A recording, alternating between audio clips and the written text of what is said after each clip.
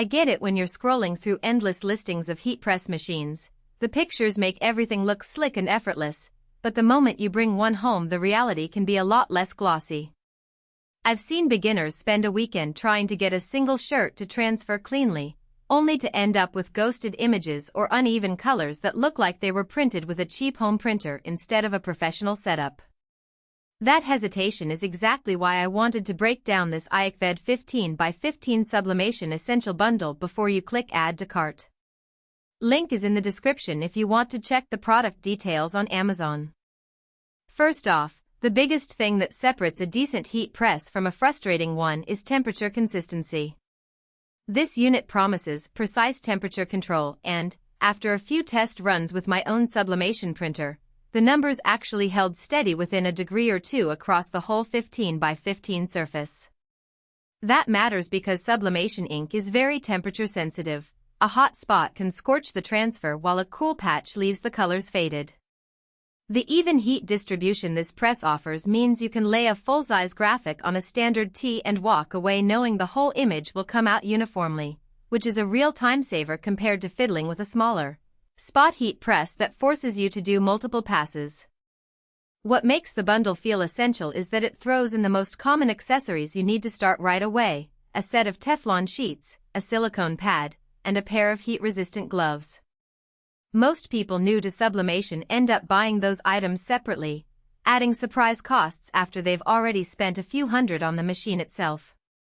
Having them bundled means you can fire up the press, place your printed transfer, and go straight into the first run without hunting down extra parts. Now, who should actually consider this press? If you're a hobbyist who wants to move beyond the occasional custom mug and start producing small batches of shirts, hoodies, or even tote bags, the 15x15 footprint hits the sweet spot. It's big enough for a standard adult tee, but still compact enough to sit on a kitchen counter or a small workshop table. The size also works nicely for school clubs, small online shops, or anyone who needs a reliable workhorse without allocating a whole garage to a commercial-size press. On the flip side, if your goal is to produce large-format prints, think oversized jerseys, back panel designs that stretch past the shoulder, or full-cover prints on sweatshirts, this machine will feel cramped.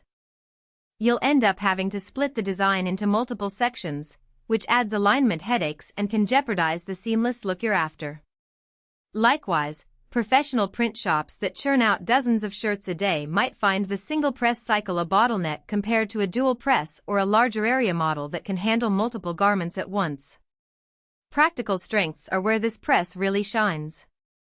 The temperature dial is not just a vague slider, it clicks into place at set points, so you can dial in 380F for a typical sublimation run and trust that the thermostat won't drift as the machine warms up. The digital timer, while simple, counts down in seconds and gives you an audible beep when the cycle ends. No more guessing or constantly checking the clock. Another often overlooked benefit is the low power draw. Despite its solid-state heating element, the press pulls roughly the same wattage as a standard kitchen appliance, meaning you can plug it into a regular 120V outlet without needing a dedicated circuit. That makes it practical for home users who don't want to overhaul their electrical setup. Weaknesses are more about expectations than outright flaws. The press uses a manual lever, which feels sturdy but does require a bit of arm strength to clamp down on thicker garments like fleece or denim. If you're planning on doing a lot of heavyweight material, you might find the lever's resistance tiring after a few runs. The machine also lacks an LCD display, so you can't see the exact temperature reading at a glance. You have to rely on the dial's markings. For most users that's fine, but anyone who likes to fine-tune settings by the degree will have to trust the internal sensor. Finally, the bundled accessories are great for getting started, but you'll eventually need a dedicated sublimation printer and high-quality sublimation paper to truly unlock the press's potential. The press won't compensate for low-resolution prints or cheap ink, so make sure your upstream supplies are up to par. Let's talk about real-world workflow. I set up the press on a sturdy folding table in my garage, plugged it into a standard outlet, and let it preheat for about 5 minutes. While it was heating, I printed a 108-inch design on sublimation paper using my Epson printer, trimmed the edges, and placed the paper face down on a white cotton tee. I slid the Teflon sheet on top, lowered the lever, and set the timer for 45 seconds. When the beep sounded, I lifted the lever, peeled the paper, and was greeted with a crisp, vibrant image that matched the screen colors almost exactly.